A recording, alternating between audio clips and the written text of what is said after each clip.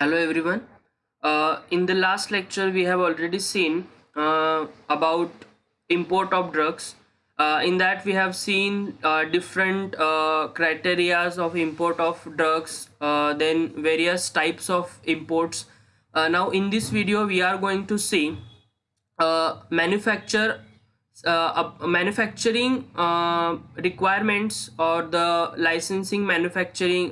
What are the criterias uh, to grant a manufacturing license, and what are all those requirement to be fulfilled by the licensee who is holding the manufacturing license. Okay, so mainly there are four types of license.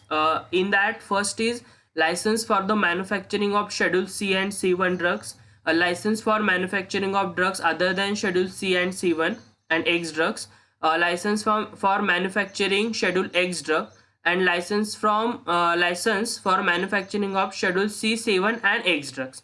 Means drugs other than schedule C, C1 and X is the one criteria, C, C1 is the another, and X is the another, and X and C, C1 combine is the another. So this is also the part of your next assignment, so watch this video very carefully and the next one or two videos, because in all these three videos or two videos I'm going to cover entire these four categories, right? So what you have to do, you have to note down the points throughout the videos, this video and the next one or two videos. I don't know how much it will take to finish all those four categories, as well as 5 and 6, that is loan license for the manufacturing of above categories and repackaging license. Okay, so these six categories, in that four are important. So all these, what you have to do, you have to note down the important points in these all means in these all categories, and then you have to make a comparative chart. So making a notes or noting down the important points whatever from my lectures is not your assignment this time.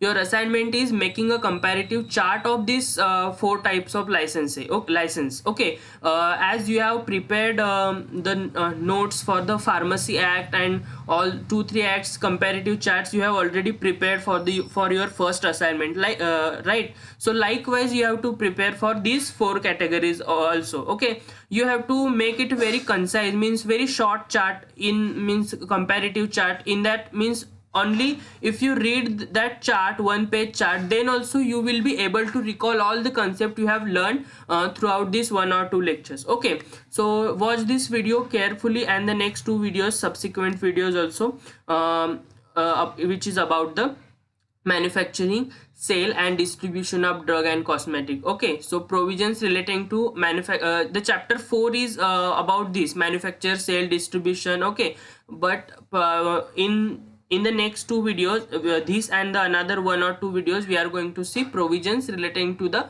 manufacturing of drug. So first and most important is conditions for the manufacture of drugs other than those specified in schedule C, C1 and X. Means C, the schedule C, C1 and X has its own importance. Okay, and that's why all other drugs at one side, and one side only C, C1 and X drugs. Okay, so all other drugs except C, C1 and X drugs, means schedule C, C1 and X drugs, uh, uh, all other drugs have a different conditions. Okay, so what are those conditions, that we will see. So a license required for the manufacture of drugs other than those specified in schedule C, C1 and X drugs, uh, the applicant has to make application to the licensing authority in form 24. Okay, so these are the important points which I have highlighted. Okay, the applicant has to make application to the licensing authority in form 24, and the license is granted in form 25. Okay, but the before granting such application, the licensing authority shall satisfy following condition. Now what are those conditions? So the first is the education. Okay, so that licensee should be graduated in pharmacy or pharmaceutical chemistry of a recognized university with not less than 18 months experience in manufacture of drugs after graduation. So he should be graduated, he or she should be graduated in pharmacy. This requirement is widely means given in all the acts, or we have continuously seeing this: graduated in pharmacy, graduated in pharmacy. Okay, and in addition to that, 18 months of experience in manufacturing, not less than 18 months of experience in manufacture of drugs after graduation. This is one. Then if he is not graduated in pharmacy, then he or she must be graduated in medicine or science. This is the or criteria, means either he should have graduated in pharmacy, pharmaceutical chemistry from the recognized university, or he should graduated in medicine or science. Okay, or in pharmacy, pharmaceutical chemistry of a recognized university, and not less than 3 years experience. Means he is graduated in pharmacy,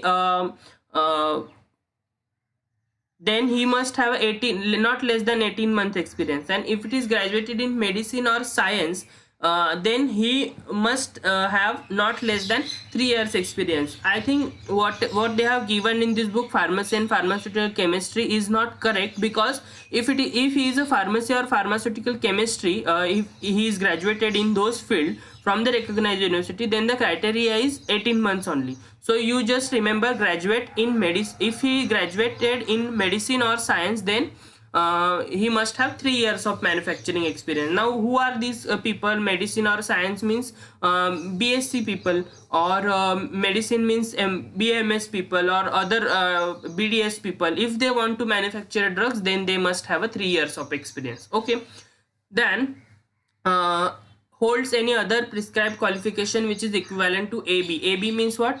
If he is graduated from other field or graduated in pharmacy, and if that qualification is granted by any authority outside the India, means अगर किसी ने US में या फिर Europe में graduation complete किया and there he has taken experience, then also he will be eligible for granting a license. Okay, then all the GMP requirements, you already know. Schedule M is for the GMP requirement, that we are going to see in detail. What is Schedule M, what are the GMP guidelines? Already in many of the subjects you have seen that. In pharmaceutics also you must have heard about GMP guidelines. Okay, so that is nothing but the Schedule M. The factory premises should be according to the Schedule M.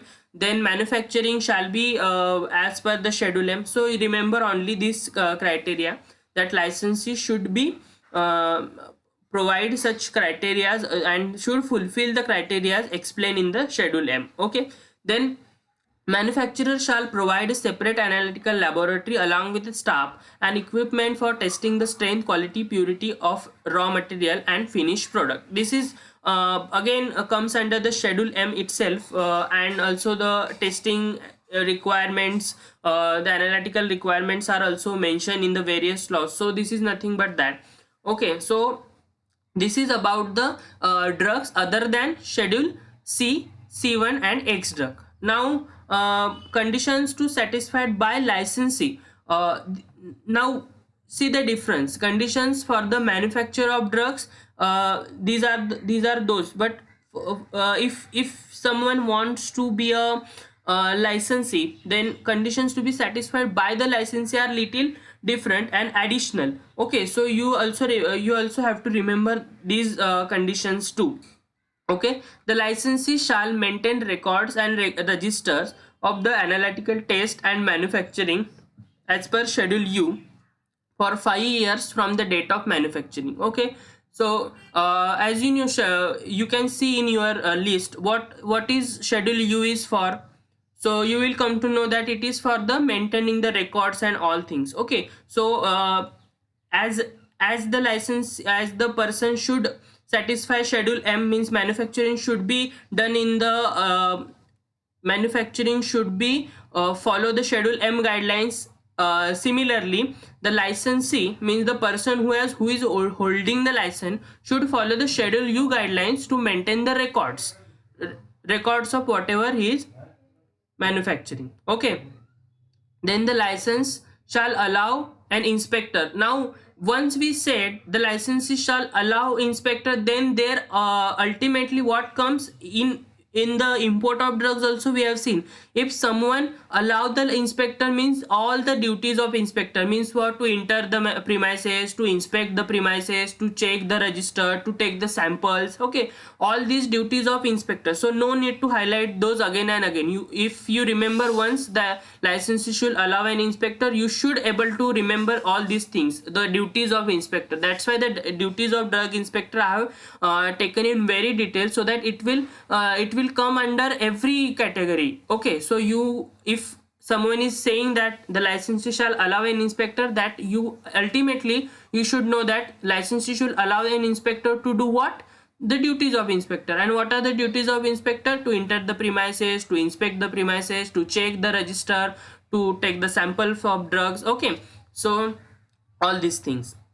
Licensee shall inform the licensing authority any change in the constitution of firm or staff. Okay, means time to time the licensee should provide any change, means at the time of granting license, it is requirement that it is mandatory that the person should have a graduated, and okay, all these things. So if and with time to time the licensee should licensee always provide the information about his staff, means I have a 3-4 people, I have a, suppose I have a 10 people who are graduated in pharmacy and have this much of experience. Okay, so every detail of their staff is always there with the licensing authority. So if two of my employee will resign, and if I hire two new employees, then I must uh, inform the authority that I have employed two new people in my organization, and this is their qualification,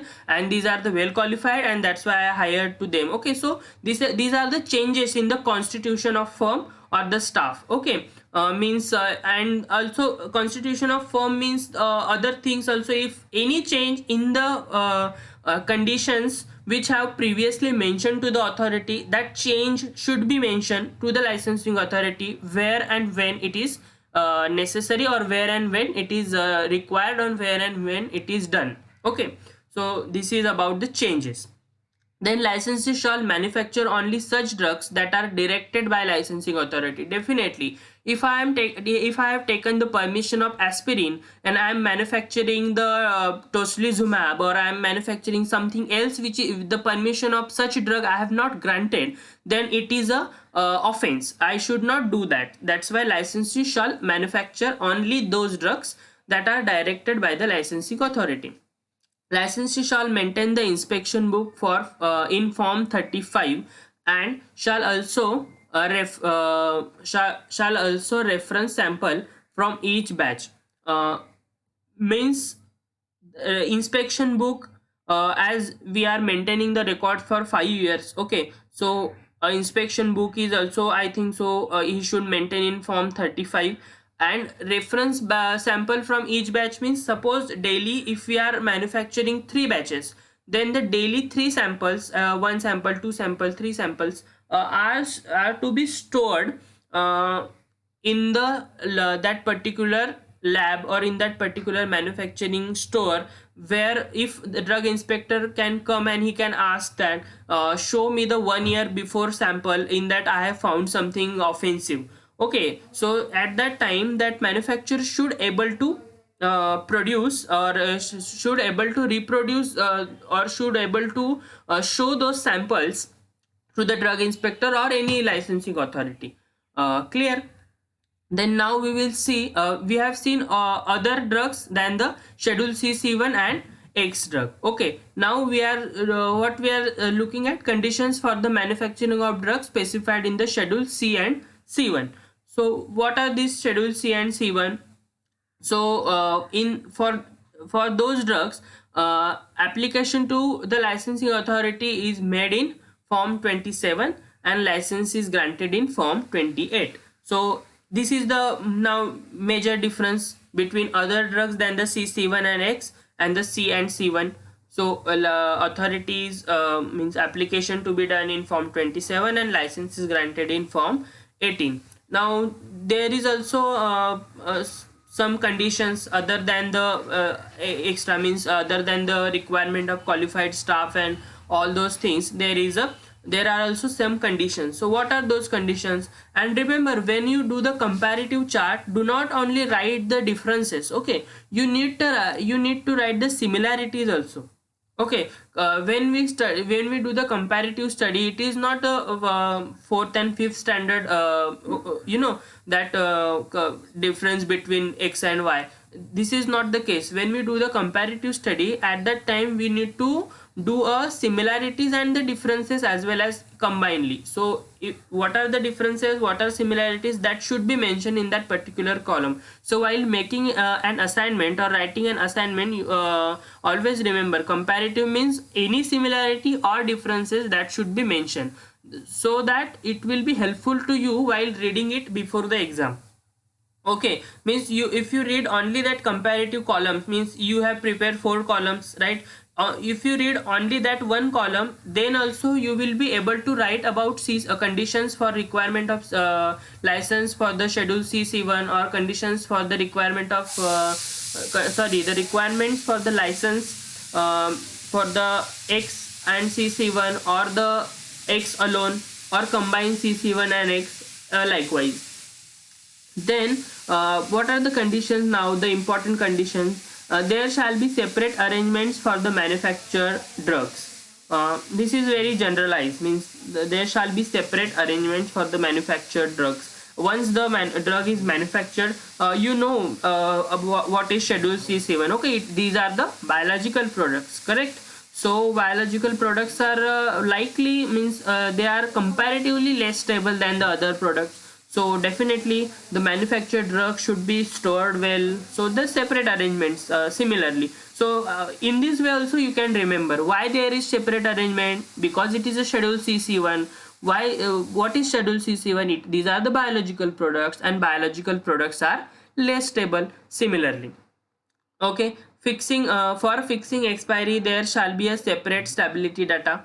uh, Stability data is also required for other drugs also, but in schedule C7 also you should remember this. Okay, for fixing expiry, there shall be a separate stability data. You know how the stability study is done. Okay, so if don't know, let me know. I will cover your stability testing, but actually we are short of time, and I have to complete so much of syllabus. Just read about stability testing, which is very important for the competitive exam perspective also. The conditions for stability testing are they are always asked in the examinations for the different subjects, but not in the juries, but in the pharmaceutics or other subjects also the stability testing is very much important. So and why the stability testing is done, it to obviously to fix the expiry date. How we say that the drug will expire after this date, because we have the stability data, means accelerated stability testing either we do, or we do the extended stability testing, means we kept that drug in the storage conditions for 1 year, 2 year, 3 year, 4 year, and we see its deterioration. Okay, likewise. Then a license shall be granted for patent license shall be granted for patent and proprietary medicine if data is justifying that it is safe, effective and stable. This is another criteria. Then licensee shall satisfy following conditions, like there are some manufacturing condition. Now licensee should have some separate. Okay, in that adequate technical staff he should provide. Then separate laboratory utensil and apparatus. Okay, any license who is handling culture, pathogenesis, spore bearing organism shall provide separate laboratory utensil and apparatus. Now always remember, these are not similar criteria. Okay, in the schedule X you will not find these criteria, because the culture, pathogenic spore bearing organism, ये जो सारा है ये सिर्फ C7 में मिलेगा. Why? Because these are the biological products. Okay, so you always remember these differences between biological products and other drugs. Okay, and these are biological products, and that's why these are separated from other drugs, and that's why the manufacturing requirements also are different. So this is about the maintaining sorry, the providing separate laboratory utensil and apparatus. Okay, then licensee shall maintain records, means here also schedule you for 5 years from the date of manufacturing. Means today if I manufacture a drug, then suppose date of today is I think 3rd of September, right?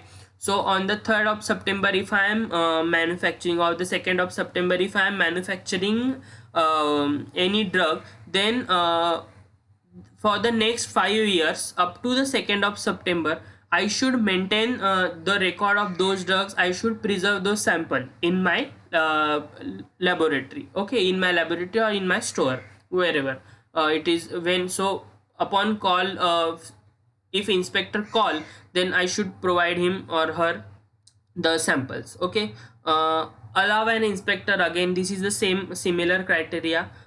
Inspection book in form 35, this is also similar criteria, means licensee shall he should allow an inspector. Now after allowing, what are those criteria that are very similar? Then he should maintain the inspection book in form 35, that is also same. Licensee shall inform the licensing authority any change in the constitution or firm or staff. So these are some similarities. Okay, allowing the inspector maintain the inspection book in form 35. Then he should report to the authority any changes. These are the similar. And what are the differences we have seen in other drugs and the schedule CC1? It is about the culture and pathogenic, so he should provide separate laboratory for that. Okay, that is one of the criteria. Then the stability testing, then separate arrangement for the manufactured drugs. These are some similarities, sorry, differences. And these whatever I have highlighted, these are some differences. Okay, then licensee shall maintain reference sample from each batch. This is also a similarity than the previous act. We have previous schedule we have discussed the conditions for licensing the this for the schedule CC1 and schedule other than CC1 and X. Then licensee shall provide proper storage accommodation for preserving the properties of drug. Obviously the storage is important for the CC1. And licensee shall manufacture only standard quality drug as per schedule 2nd. Now remember, I have already told you the schedule 1st and 2nd is only in the Drug and Cosmetic Act 1940, and whatever schedules we are discussing, A B C D F G H I J K, those are in the rules 1945. Those are under the rules 1945. So always remember. So schedule 2nd is for the what? The manufacturing of standard quality of drugs. So as he should follow this 2nd schedule, that means he should manufacture only standard quality of drugs. Okay. Now then next is the conditions for the manufacture of drugs specified in the schedule X. So now what are the schedule X? These are the if you remember, I think so, these are the I think narcotic and psychotropic substances, if I am not wrong. But also you can check this once, what are the schedule X. Okay, so these are also means separate drugs, correct?